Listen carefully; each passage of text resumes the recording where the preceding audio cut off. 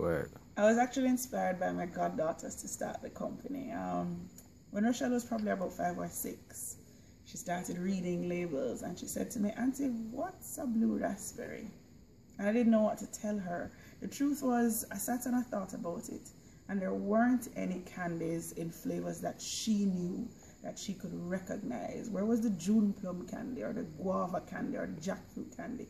And that's really how Sweetie started. I decided there and then that I was going to make candy in flavors that Jamaicans and Jamaicans at heart knew and loved.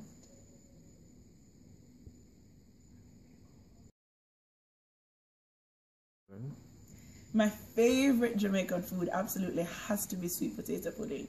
I remember last year I ditched the traditional birthday cake for a birthday pudding, and it was the best decision ever. When you get that slice of perfection, nothing's better.